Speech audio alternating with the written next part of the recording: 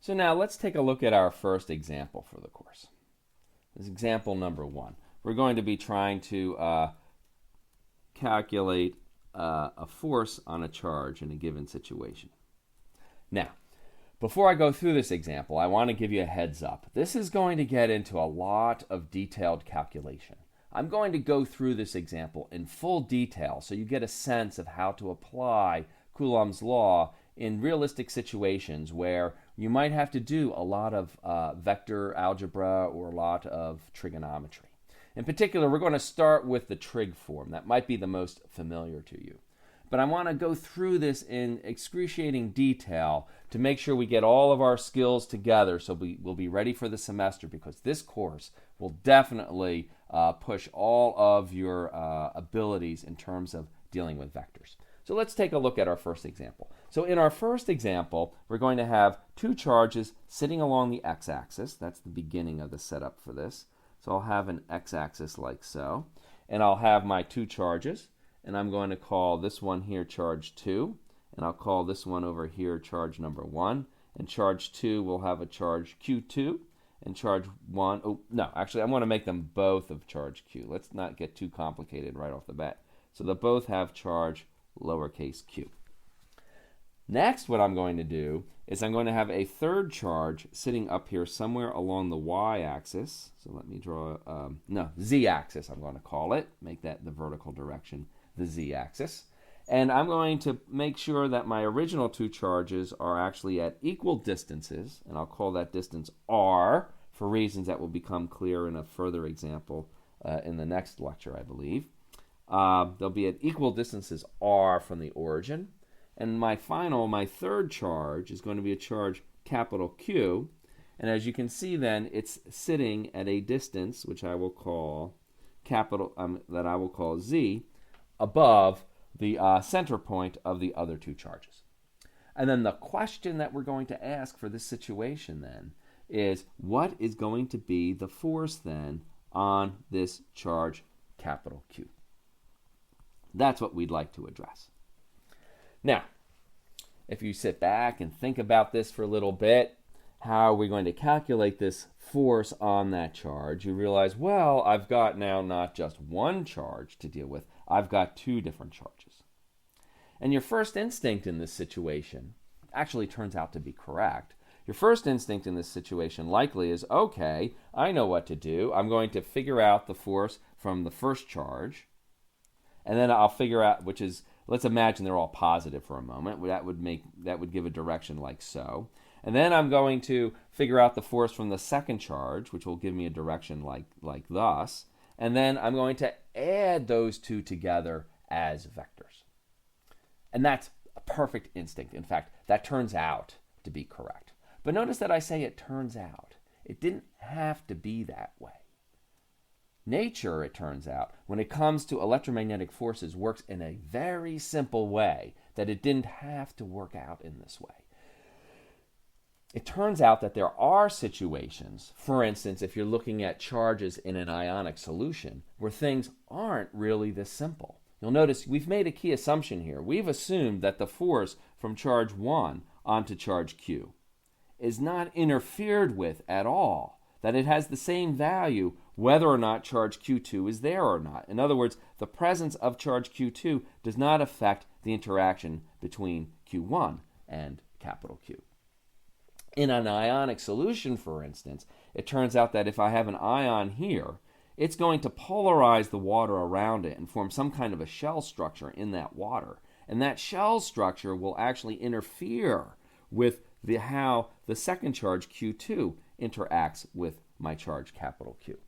So it doesn't have to be that you can just simply add in the forces as though they were just dealing with independent isolated pairs without interference from the other charges in the system.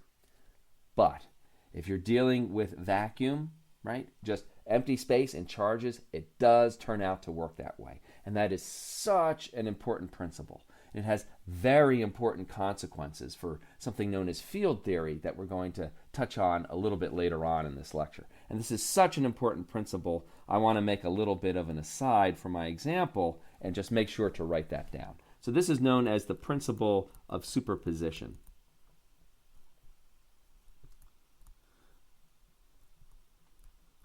And what this states is that the net force on a charge, you can compute it as it is the vector sum, of course, all right? That just makes sense. This is the definition, more or less, of total force, that you would sum over everything. Sum of the forces from all other charges. But now we had to talk about the non-interference. Forces from all other charges, as though they were isolated from each other.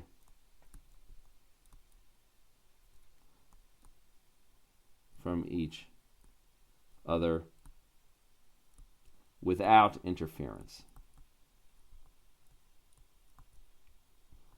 And it's this lack of interference that is the key underlying assumption. And we'll see why this is so important coming up. But for now, we just need to accept that this is, in fact, a law of nature, but it's nice because it goes right along with our basic instincts anyway. So then, to carry out this calculation, it starts to become clear what to do.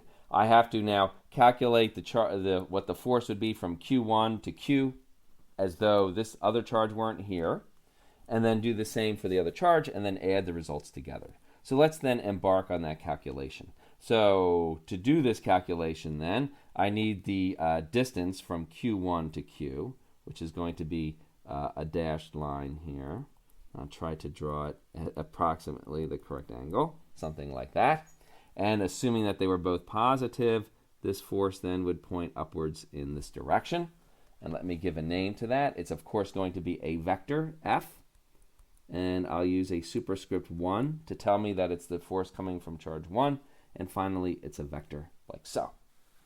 This line here then represents for me the distance from charge 1 to charge Q. I will need to compute that distance. And that distance, notice, is the hypotenuse of this nice right triangle, whose legs happen to be R and Z. And for that, I know I can use, for instance, the Pythagorean theorem. So this will be the square root of Z squared plus R squared, like so. Now, I have to do likewise for the other charge. So I'll draw a dashed line, like so.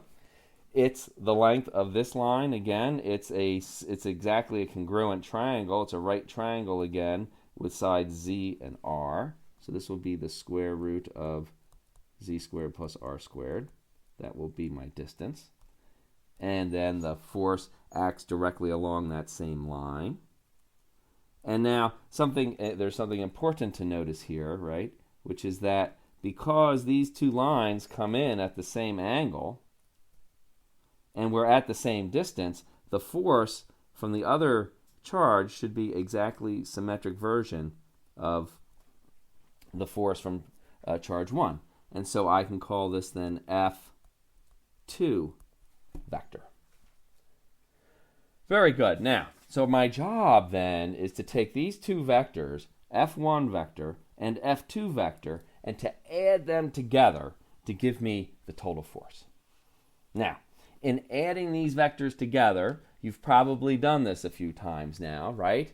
This should look very familiar. This is like a classic example from your mechanics class where you typically might have like two horses pulling on a barge going down a river, and you often find these nice symmetric situations. And you know if you add these two vectors together that more or less the sum, the net effect, is going to be a compromise between the two different directions.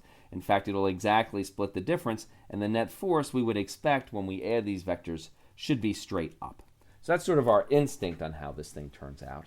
Mathematically, mechanically, how we calculate that, as I'm sure you're used to from your mechanics class, is to break these forces into vector components and then add those different components. So I'm going to have to start to compute some components now. So let me do that. If I want to take my force here, F2, and break it into components, it's going to have this vertical component to the force.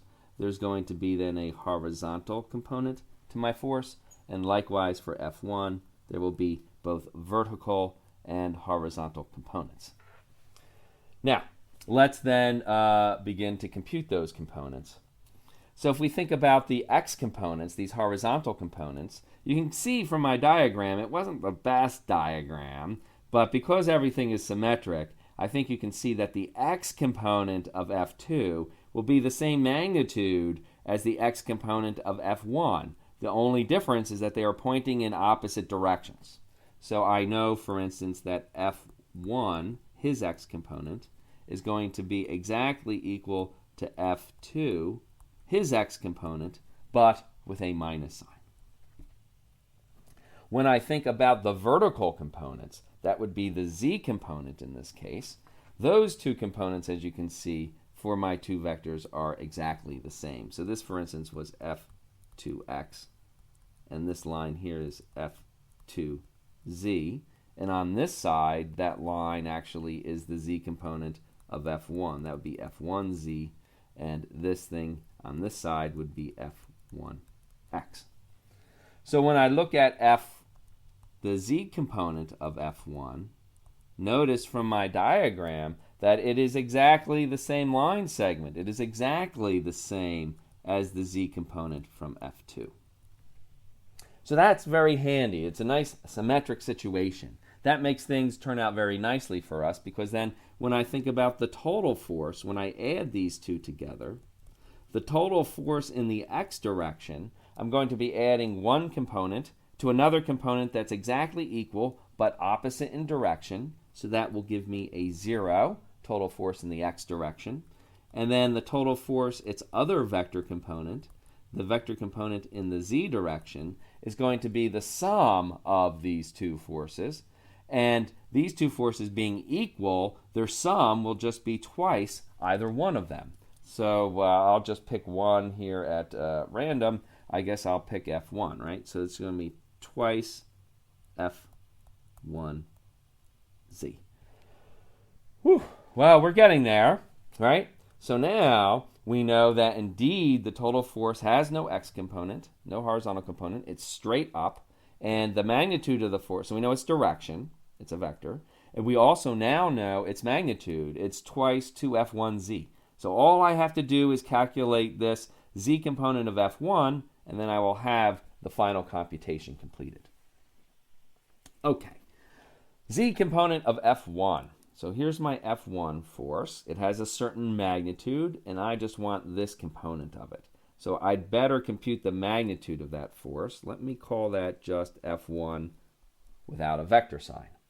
So F1, that's the magnitude of the Coulomb force from charge Q1 on charge Q. For this, I can use my simple magnitude for Coulomb's force law. That's Coulomb's constant times the product of the two charges. And the two charges are Q, little q, and big Q. So I've got little q times big Q, divided by the distance between them squared. Now this distance we had already worked out was root of z squared plus r squared. And when I square that, that will cancel out the square root part. So I'll have just z squared plus r squared. And I don't need any vector directions here, because right now I'm just computing the magnitude of this particular force. That's F1. We're almost there. We have got one more ingredient that we need. Namely, we need to compute the z component of this so we can find our total force. So to compute the z component, F1 sub z, I now want this piece, this vertical piece of my right triangle. This is where I'm clearly going to have to start to do some trigonometry. And if you look at this triangle, one thing I could define very easily, I guess, would be this angle here, theta. And if I define that as the angle theta, F1z is the adjacent side of this nice right triangle here. Right? I've got this nice right triangle. And I want the adjacent side to angle theta, where the hypotenuse of my triangle is this F1. So that I think I know how to do, right? The angle would be, this means I want to use the cosine trig function, and the answer is going to be the hypotenuse and then cosine for adjacent sides, cosine of theta.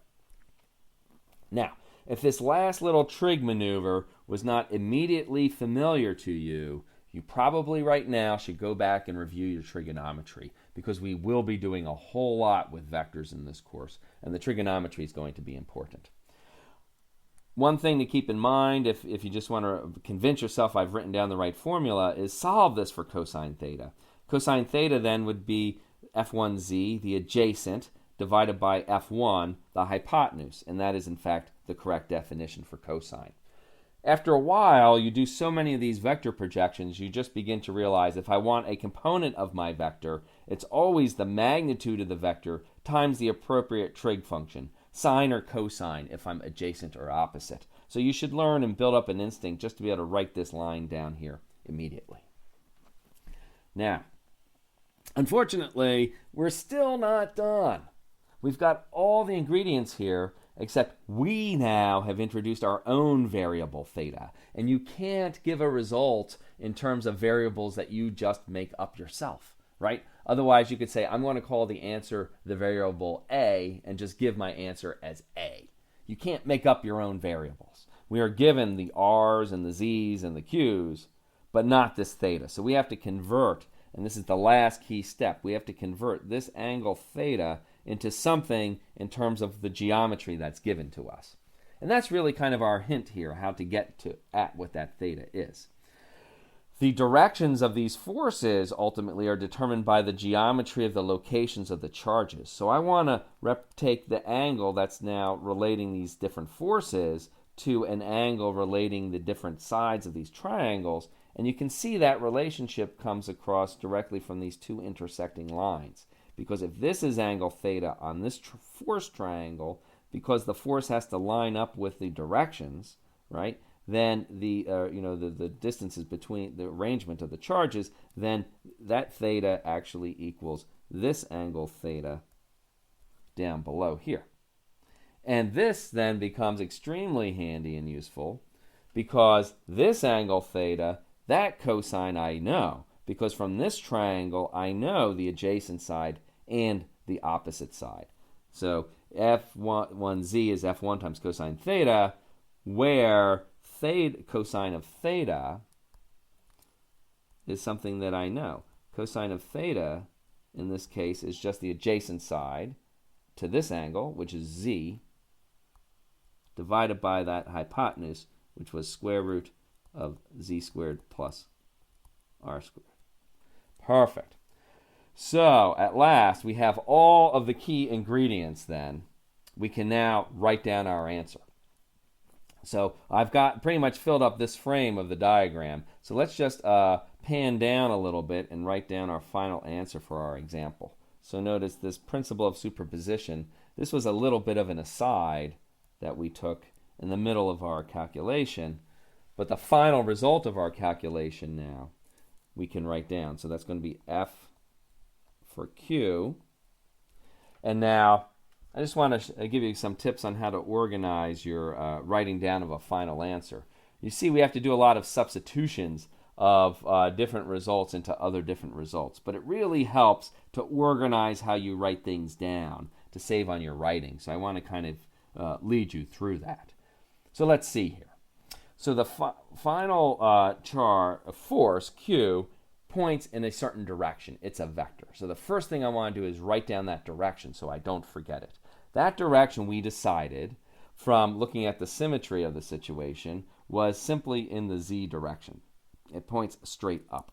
So I need a unit vector to indicate the positive z direction, and in this course we're going to be using the k-hat vector for that. Right? I think this is what your math professors do. It's kind of the standard thing. I hat, j hat, and k hat are unit vectors that point in the x, y, and z direction respectively. Some people like to use x hat, y hat, and z hat. I prefer the I hat, j hat, k hat notation. So k hat gives me the direction of my vector. I now then need to write the magnitude of the vector. Now the vector itself, the answer, the total force, of course, only had a z component. So this z component is telling me the magnitude. It's twice this formula for f1z. So the first thing I do is I write down that 2 so that I do not forget that extra factor of 2. And then what I have to write down is just simply copy my result for f1z. And f1z has this f1 times cosine theta. So now I'm going to write the f1 part, that's this part, Coulomb's constant times product of the charges. So there's going to be Coulomb's constant times the product of the charges. And it was divided by the distance squared, which was a z squared plus r squared. So I've now gotten that magnitude written down. And the last piece I had to write down was the cosine of theta. And cosine of theta is z divided by the square root of z squared plus r squared. Interesting. There's that same factor that's going to appear. So I have to multiply now by a factor of z on top.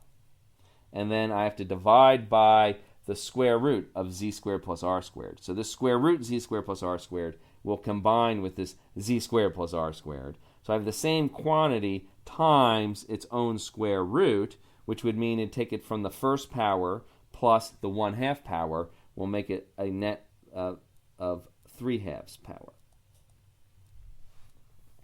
So that's all of that previous calculation boiled down to one line of result. The last thing we usually like to do is to pretty up and simplify our results after we've accomplished all the substitutions. So it'd be nice to, usually we put our vector k out at the very end, and it's nice to put our Coulomb's constant in front usually if we have one. So this becomes Coulomb's constant. I just move that to the front. Then there's going to be 2 times the charges. So it'll be 2 can go in the numerator times little q times big Q times z. That gets me all of the factors on top. I should not forget my denominator, which is z squared plus r squared to the 3/2 power. And finally, let's not forget my vector direction k hat, which goes out in front. And I'll just rewrite fq and put a nice, very happy box around this result. It took us a long time to get this. That was a lot of work. This does help illustrate for you, though, the kind of math you get into when you start to use that trig form. In the next lecture, we'll do a very similar problem with the Cartesian form, and I think you'll start to see why that Cartesian form, even though we're not so familiar with it, turns out to be very, very handy for us.